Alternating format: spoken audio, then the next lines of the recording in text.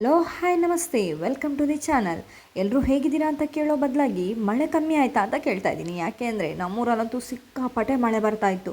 ಹಾಗೆಯೇ ಈಗ 2 ದಿನದಿಂದ ಸ್ವಲ್ಪ ಮಳೆ ಕಮ್ಮಿ ಆಗಿದೆ. ಹಾಗಂತೇಳಿ ಸಿಕ್ಕಾಪಟ್ಟೆ ಸೆಕೆ ಕೂಡ ಶುರುವಾಗಿದೆ ಮಾರ್ರೆ.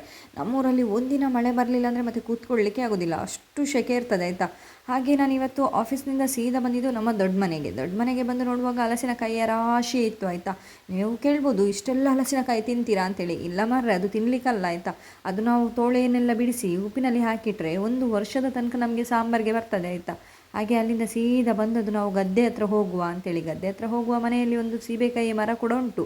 ಅಲ್ಲಿ ಹೋಗುವಾಗ 1-2 ಸೀಬೆಕಾಯಿ ಕೂಡ ಕಣ್ಣಿಗೆ ಬಿತ್ತು. ಹಾಗೆ ಅಕ್ಕನ ಹತ್ರ ಹೇಳಿದೆ, ನನಗೆ ಒಂದು ಸೀಬೆಹಣ್ಣು ಕುಯ್ದು ಕೊಡಿ ಅಂತೇಳಿ. ಹಾಗೆ ನೋಡಿ, ಇಲ್ಲಿ ಅಕ್ಕ ಸರ್ಕಸ್ ಮಾಡಿ ಆದರೂ ಕೂಡ ತಂಗಿಗೆ ಸೀಬೆಹಣ್ಣು ಕುಯ್ದು ಕೊಡುವ ಅಂತೇಳಿ ಕುಯ್ದು ಕೊಡ್ತಾ ಇದ್ದಾರೆ. ನೋಡಿ, ಇಲ್ಲಿ ನೇತಾಡೋದು ನೋಡಿ, ಚಿಕ್ಕ ಮಕ್ಕಳಾಗೆ ನೇತಾಡ್ತಿದ್ದಾರಲ್ಲ. ಇವರು ನನ್ನ ಸ್ವಂತ ಅಕ್ಕ ಅಲ್ಲ ಮಾರ್ರೆ, ಇವರು ನನ್ನ ಭಾವನ ವೈಫ್ ಆಯಿತಾ. ಆದರೆ ನಾವಿಬ್ಬರೂ ಒಂದೇ ತಾಯಿಯ ಮಕ್ಕಳಾಗಿ ಇದ್ದೇವೆ. ನನ್ನ ಮದುವೆಯಾಗಿ 2 ತಿಂಗಳಿಗೆ ನನ್ನ ಹಸ್ಬೆಂಡ್ ನನ್ನನ್ನು ಬಿಟ್ಟು ಸೌದಿಗೆ ಹೋದರು. ಆಗ ನನಗೆ ಸ್ಟ್ರಾಂಗ್ ಆಗಿ ನಿಂತದ್ದು ಇವರೇ ಆಯಿತಾ. ಇವರಿದ್ದದ್ರಿಂದ ನನಗೆ ಯಾವುದು ಕೂಡ ಕಷ್ಟ ಅಂತ ಅನಿಸಲಿಲ್ಲ. ಯಾಕೆಂದರೆ ನನ್ನ ನೋವು ಏನಿದ್ರು, ನನ್ನ ಫೀಲಿಂಗ್ಸ್ ಏನಿದ್ರು ಕೂಡ ಅಕ್ಕನಲ್ಲಿ ಶೇರ್ ಮಾಡ್ತಾ ಇದ್ದೆ. ಅವರೊಂದು ನನ್ನ ಅಮ್ಮನ ರೀತಿಯಲ್ಲೇ ನಿಂತರು ಆಯಿತಾ. ಹಾಗಾಗಿ ನನಗೆ ಅವರಂದರೆ ಭಾರಿ ಇಷ್ಟ. ಅವರು ಕೂಡ ಹಾಗೆ ನನ್ನನ್ನು ಅಷ್ಟು ಪ್ರೀತಿಯಿಂದನೇ ನೋಡಿಕೊಳ್ತಾರೆ.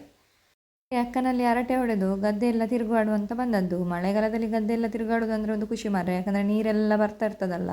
ಹಾಗೆ ಅಲ್ಲಿಂದ ಸೀದಾ ಮನೆಗೆ ಬಂದೆ. ಮನೆಗೆ ಬರುವಾಗ ಆಗಲೇ ಹೊಟ್ಟೆ ಹಸು ಶುರುವಾಗಿತ್ತು. ಯಾಕೆ ಅಂತ ಹೇಳಿದರೆ, ನಾನು ಬೆಳಗ್ಗೆ ಆಫೀಸ್ಗೆ ಹೋಗುವಾಗ ಏನು ತಿನ್ನದೇ ಹೋಗೋದು. ಹಾಗಾಗಿ ಬರುವಾಗ ಸ್ವಲ್ಪ ಹೊಟ್ಟೆ ಹಸು ಆಗ್ತಾ ಇರ್ತದೆ. ಹಾಗೆ ಬಂದು ಬಿಸಿ ಬಿಸಿ ದೋಸೆ ಮಾಡಿ, ದೋಸೆಗೆ ದಾಲ್ ಸಾರು ಕೂಡ ಇತ್ತು ಮಾರ್ರೆ. ದಾಲ್ ಸಾರಿನೊಟ್ಟಿಗೆ ಚಂದ ದೋಸೆ ತಿಂದೆ. ಹಾಗೆ ನಾನು ಆಫೀಸ್ನಿಂದ ಬರುವಾಗ ಚಿಕನ್ ಕೂಡ ತೆಗೆದುಕೊಂಡು ಬಂದಿದ್ದೆ. ಅದನ್ನಿವತ್ತು ಸ್ವಲ್ಪ ಚಿಲ್ಲಿ ಮಾಡುವ ಅಂತ ಎನಿಸಿದೆ. ಹಾಗಾಗಿ ಅದರಲ್ಲಿ ಬೋನ್ಲೆಸ್ ಚಿಕನನ್ನೆಲ್ಲ ಸಪ್ರೇಟ್ ಮಾಡ್ತಾ ಇದ್ದೇನೆ. ಯಾಕೆಂದರೆ ಬೋನ್ಲೆಸ್ ಚಿಕನ್ ಆದರೆ ನಮಗೆ ಚಿಕ್ಕ ಚಿಕ್ಕದಾಗಿ ಕಟ್ ಮಾಡಿ ಇಟ್ಕೊಳ್ಳಿಕ್ಕೆ ಆಗ್ತದೆ. ನೋಡಿ, ಇಲ್ಲಿ ನಾನಿಲ್ಲಿ ಬೋನ್ಲೆಸ್ ಚಿಕನನ್ನೆಲ್ಲ ಚಿಕ್ಕ ಚಿಕ್ಕದಾಗಿ ಕಟ್ ಮಾಡಿ ಇಟ್ಕೊಳ್ತಿದ್ದೇನೆ. ಚಿಕ್ಕ ಚಿಕ್ಕದಾಗಿ ಕಟ್ ಮಾಡಿ ಇಟ್ಕೊಂಡ್ರೆ ನಮಗೆ ಚಿಲ್ಲಿ ಮಾಡಲಿಕ್ಕೆ ಒಳ್ಳೆಯದಾಗ್ತದೆ. ಹಾಗೆ ಚಿಕ್ಕ ಪೀಸ್ ಆದರೆ ಬೇಗ ಬೇಯಲಿಕ್ಕೆ ಕೂಡ ಬೇಯ್ತದೆಲ್ಲ. ಹಾಗಾಗಿ ನಾನು ಪುಟ್ಟ ಪುಟ್ಟ ಪೀಸ್ ಮಾಡಿ ಇಡ್ತಿದ್ದೇನೆ. ನೋಡಿ, ಇಲ್ಲಿ ನನ್ನ ಮಗಳ ಅವತಾರ ನೋಡಿ ಮಾರ್ರೆ, ಎಷ್ಟು ಚಂದ ಮೇಕಪ್ ಮಾಡ್ಕೊಂಡಿದ್ದಾಳೆ. ಆಟಕ್ಕೆ ರೆಡಿ ಆದಾಗೆ ಆಗಿದೆ ನೋಡಿ. ನಾನು ಇಲ್ಲದಾಗ ಇವಳ ಕಾರ್ಬಾರ್ ಎಷ್ಟಾಗ್ತದೆ ಅಂತೇಳಿ. ಹಾಗೆ ಇಲ್ಲಿ ಚಿಕನ್ ಕಟ್ ಮಾಡಿ ಎಲ್ಲ ವಾಶ್ ಮಾಡಿ ಆದ ನಂತರ ನಾನು ಅದನ್ನು ಮ್ಯಾರಿನೇಟ್ ಮಾಡಿ ಇಡ್ತಿದ್ದೇನೆ. ಮ್ಯಾರಿನೇಟ್ ಮಾಡಿ ಇಟ್ಟಾದ ನಂತರ ಮನೆಯಿಂದ ಬರುವಾಗಲೇ ಒಂದು ಹಲಸಿನ ಹಣ್ಣು ತೆಗೆದುಕೊಂಡು ಬಂದಿದ್ದೆ. ಯಾಕೆಂದರೆ ನನ್ನ ಮಗಳಿಗೆ ಭಾರಿ ಇಷ್ಟ ಅಲ್ಲ. ಹಾಗಾಗಿ ತೆಗೆದುಕೊಂಡು ಬಂದ ಹಲಸಿನ ಹಣ್ಣನ್ನು ನಾನು ನೋಡಿಲಿ ಕತ್ತಿಯೇ ಬೇಡ ಮಾರ್ರೆ, ಹಾಗೆ ಓಪನ್ ಮಾಡಲಿಕ್ಕೆ ಆಗ್ತದೆ. ಯಾಕೆಂದರೆ ಅದು ಬೀಳುವ ಅಂತ ಹೇಳ್ತಾರಲ್ಲ, ಆ ಹಲಸಿನ ಹಣ್ಣು ಅದು ತುಂಬ ಸಾಫ್ಟ್ ಇರ್ತದಲ್ಲ. ಹಾಗಾಗಿ ಅದನ್ನು ನಾನು ಕೈನಲ್ಲಿಯೇ ಕಟ್ ಮಾಡಿ ಮಗಳಿಗೆ ಕೂಡ ತಿನ್ನಲಿಕ್ಕೆ ಕೊಟ್ಟು ಸ್ವಲ್ಪ ಫ್ರಿಜ್ನಲ್ಲಿ ತೆಗೆದಿಟ್ಟು ಒಳಗೆ ಬರುವಾಗ ನೋಡಿಲಿ ನನ್ನ ಮಗಳ ಅವತಾರ ಆಗ್ತಾ ಉಂಟು ಮಾರ್ರೆ. ಅಲ್ಲೇ ಮ್ಯಾರಿನೇಟ್ ಮಾಡಿಟ್ಟ ಚಿಕನನ್ನು ಈಗ ಫ್ರೈ ಮಾಡ್ಕೊಳ್ತಾ ಇದ್ದೇನೆ. ನನ್ನ ಮಗಳ ಅವತಾರ ನೋಡಿ ಮಾರ್ರೆ. ಹಾಗೆ ಇಲ್ಲಿ ಚಿಲ್ಲಿ ಮಾಡ್ತಾ ಇದ್ದೇನೆ ನಾನು. ಚಿಲ್ಲಿ ಎಲ್ಲ ಮಾಡಿ ಆದ ನಂತರ ಒಮ್ಮೆ ಸ್ಲ್ಯಾಬ್ನ ಮೇಲೆ ಹೋಗಿ ಬರುವ ಅಂತ ಎನಿಸಿದ್ದು. ಯಾಕೆಂದರೆ ಮಳೆ ಕಮ್ಮಿ ಆಗಿತ್ತಲ್ಲ, ಮೇಲೆ ಬರಲಿಕ್ಕೆ ಆಗ್ತಾ ಇರಲಿಲ್ಲ. ಹಾಗಾಗಿ ಇವತ್ತು ಮಳೆ ಸ್ವಲ್ಪ ಕಮ್ಮಿ ಇದ್ದದ್ರಿಂದ ಬಂದು ನೋಡುವ ಅಂತ ಬಂದು ನೋಡಿದೆ ಅಂತ ಮಾರ್ರೆ, ನೀರು ಬ್ಲಾಕ್ ಆಗಿತ್ತಾಯ್ತಾ. ಪೈಪ್ನಲ್ಲಿ ಕಸ ಬ್ಲಾಕ್ ಆಗಿದ್ದರಿಂದ ಸ್ಲ್ಯಾಬ್ನಲ್ಲಿ ಫುಲ್ಲು ನೀರು ನಿಂತಿತ್ತಾಯ್ತಾ. ನನ್ನ ಮಗಳು ಕೂಡ ನೋಡಿ ಇಲ್ಲಿ, ಅವಳಿಗೆ ಬಂದು ಲಾಗ ಹಾಕಲಿಕ್ಕೆ ಭಾರಿ ಖುಷಿ ಆಗ್ತದೆ ಆಯಿತಾ. ಅವಳು ಹಾಗಾಗಿ ನನ್ನ ಬೆನ್ನಿಂದೇ ಇರೋದು, ನಾನು ಎಲ್ಲಿ ಹೋಗ್ತೀನಿ ಅಲ್ಲಿರ್ತಾಳೆ. ಹಾಗೆ ನಾನು ಸ್ವಲ್ಪ ವೇಸ್ಟೇಜ್ ಎಲ್ಲ ಮೇಲೆ ಇಟ್ಟಿದ್ದೆ, ಅದರಲ್ಲೆಲ್ಲ ನೀರು ನಿಂತ್ಕೊಂಡಿತ್ತು, ಅದನ್ನೆಲ್ಲ ಚೆಲ್ಲಿ ಬಂದದ್ದು. ಎಂತ ಅದು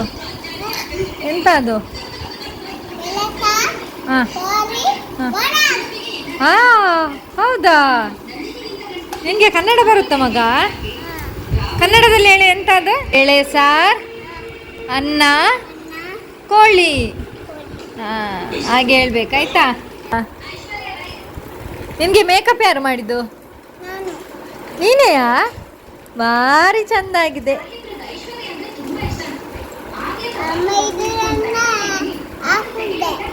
ಹಾಕುದೆ? ಯಾರು ಹಾಕುದೆ? ಹಾಕುದೆ ಅಲ್ಲ, ಹೊಡಿತಾರೆ. ಹಾಂ, ಮತ್ತೆ ಹಾಗೆ ಮೇಕಪ್ ಮಾಡುವಾಗ ಹೊಡಿಯದೆ ಕುತ್ಕೊಳ್ತಾರಾ?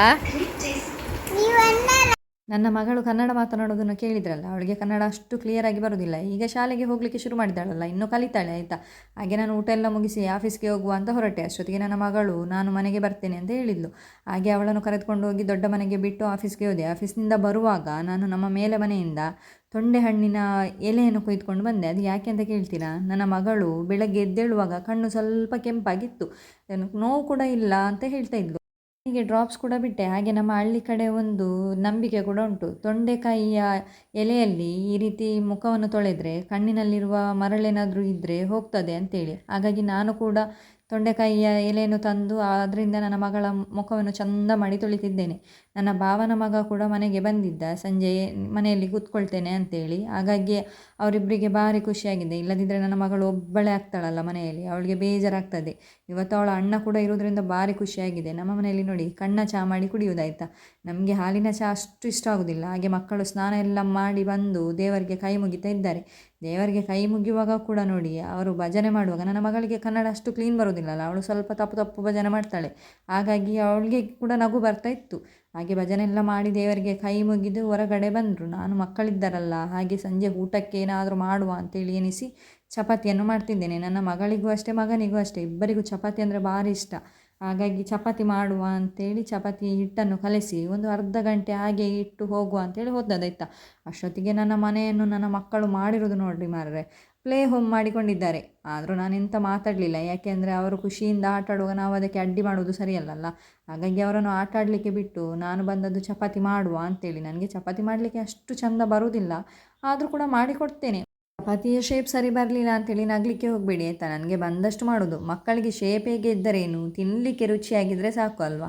ನೋಡಿ ಈ ರೀತಿ ಇಷ್ಟು ಶೇಪ್ ತಂದಿದ್ದೇನೆ. ಹಾಗೆ ಅಮ್ಮ ಕೂಡ ಬಂದು ಚಪಾತಿ ಬೇಯಿಸಲಿಕ್ಕೆ ಶುರು ಮಾಡಿದ್ರು. ಯಾಕಂದರೆ ಮಕ್ಕಳಿಗೆ ಸ್ವಲ್ಪ ತಡ ಆಗ್ತದಲ್ಲ ಊಟ ಮಾಡಲಿಕ್ಕೆ. ಹಾಗಾಗಿ ಬೇಗ ಚಪಾತಿ ಬೇಯಿಸಿ ಹಾಕಿ ಕೊಡುವಂತ ಬಂದದ್ದು. ಚಪಾತಿಯೊಟ್ಟಿಗೆ ಚಿಕನ್ ಕೂಡ ಇತ್ತು. ಚಿಕನ್ನು ಮತ್ತು ಚಪಾತಿ ಒಳ್ಳೆ ಕಾಂಬಿನೇಷನ್ ಅಲ್ವಾ. ನಮಗೆ ಈ ರೀತಿ ಮಾಡ್ಕೊಂಡಿದ್ವಿ. ಮಕ್ಕಳಿಗೆ ಖಾರದ ಪುಡಿ ಹಾಕದೆ ಹಸಿರು ಮೆಣಸಿನ್ಕಾಯಿ ಹಾಕಿ ಮಾಡಿ ಕೊಟ್ಟದ್ದಾಯ್ತಾ. ಇದಿಷ್ಟು ಇವತ್ತಿನ ವ್ಲಾಗ್ ಆಗಿತ್ತು. ನಿಮಗೇನಾದರೂ ಇಷ್ಟ ಆಗಿದ್ದರೆ ವಿಡಿಯೋನ ಲೈಕ್ ಮಾಡಿ, ಹಾಗೆ ಚಾನಲನ್ನು ಸಬ್ಸ್ಕ್ರೈಬ್ ಮಾಡೋದನ್ನು ಮರಿಬೇಡಿ ಆಯಿತಾ.